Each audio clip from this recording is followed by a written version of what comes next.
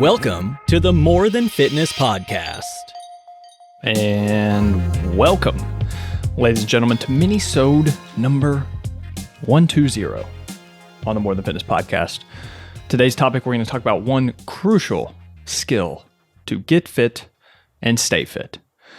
Now, on my last solo podcast, I talked about, so not my Minisode, but my longer solo episode by myself. That's what solo episode means. I talked about 5 high leverage activities to accelerate your fitness results.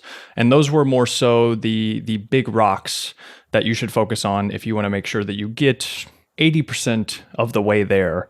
With you focus on those, you're probably going to be 80% of the way there whenever it comes to your fitness results. So you should hyper focus on those. Now, that is going to be more of the tactics and what to focus on.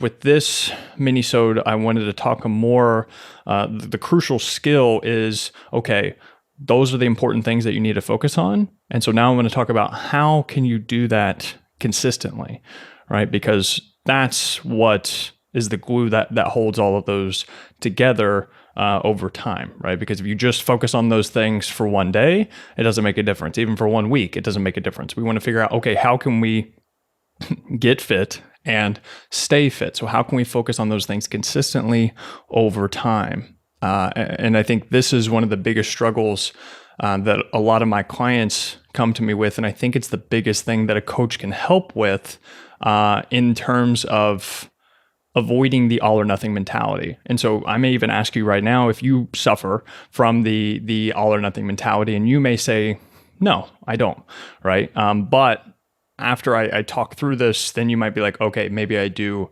a few of those things. And so with my clients, it can be helpful because whenever they do this without realizing, I can say, hey, you're doing this, and we need to focus on doing this instead. Or, hey, you've been off track for several days now, or I haven't heard from you, right? Because whenever you're accountable to only yourself, you don't have to report to anybody. So nobody knows if you're not doing things that are according to the plan that are going to get you closer to the goal that you said was so important to you, right? So that accountability can be huge. And I think the biggest thing with all of this is, 1, focusing on what's important, but 2, it's literally the art of staying on track.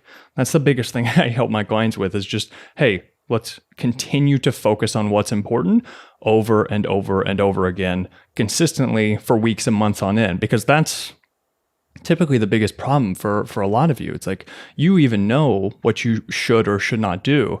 On the most part, sure, there can be little different tactics or ways to go about it that could be more quote unquote optimal. But for the most part, you know what you need to be doing on a regular basis. It's just actually doing it is whenever it gets hard. And so I think that with this skill of avoiding the all or nothing mentality, you're able to have a versatile toolkit to adapt to whatever real life throws at you. Because I think that's the key. It's not important how much weight you can lose within 4 weeks if you're just going to gain it all back, right? The hard part is not necessarily losing the weight in the first place. It's losing the weight and then keeping it off long term, without hating yourself or having to follow some super strict diet the entire time. And so a better way to think of the all or nothing mentality is, instead of all or nothing,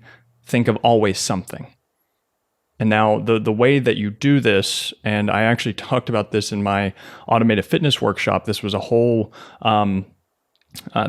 section in that product, because I think it is so important that people, if they can't get perfect, right? If they have a plan to work out 4 days per week, if they can't hit all 4 days that week, they often don't go to the gym at all, right? Or they go twice and then they aren't able to go the rest of the week. And so the next week they think that their plan's already messed up. So then they continue not to go back, or maybe they go quote unquote off their diet on Friday at lunch, and then that triggers a domino effect into eating out Friday night for dinner, Saturday morning, Saturday night, Sunday, brunch, right, etc.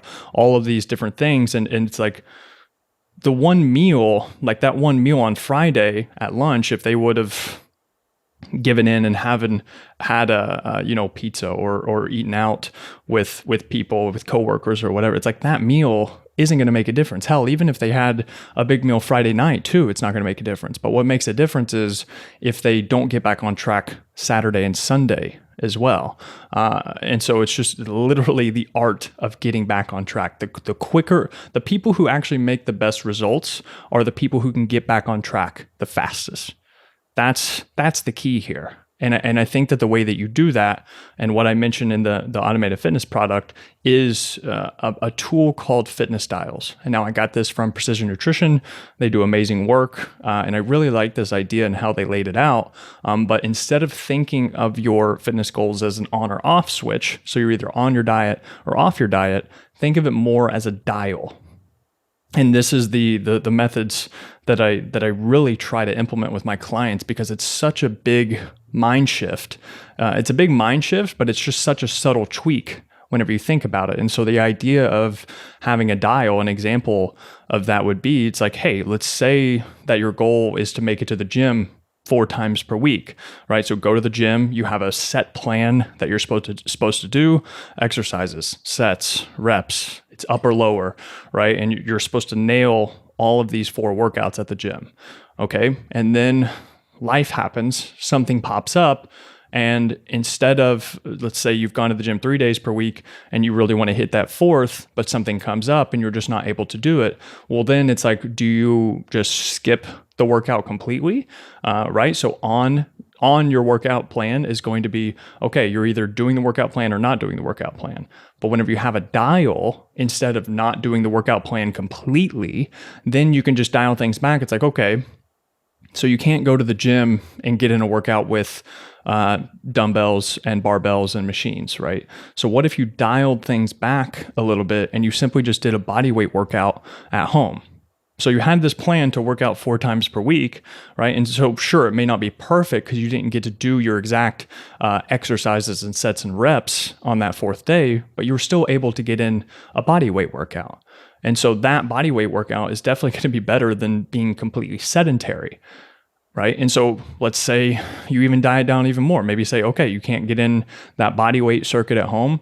So what if you could go for a walk for 20 minutes at lunch, right? After you eat lunch. So, okay, I'm going to get in a little bit of movement. I'm going to walk around my building for 20 minutes at lunch.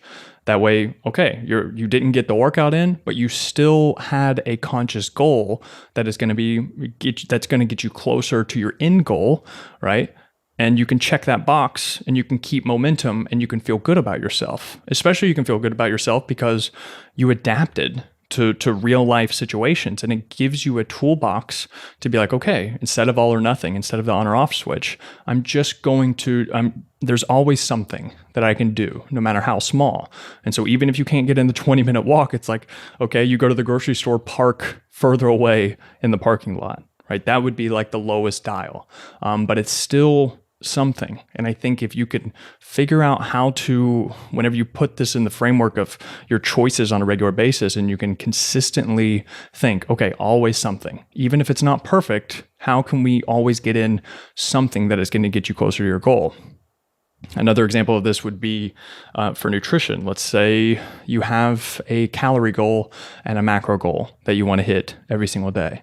Well, let's say that you go out to eat or something and you kind of already you've blown that. Okay, well then maybe can you just have a side salad at your next meal? Even if you can't still hit your calories and macros, we'll dial it down a little bit. Maybe you can still just get in a salad at your next meal, right? Or maybe you can aim to get protein in at all your meals, right? So it's these little things, how you dial things back and allow yourself to be consistent and good enough most of the time, that's going to add up to give you the most results over time.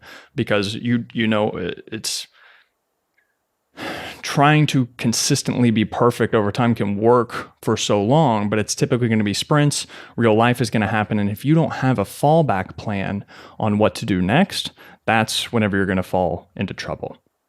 So what I would recommend and this is sometimes what I do with my clients whenever they have a certain situation that keeps messing them up, or they really struggle with this perfectionist mindset on, okay, I need to be perfect with everything.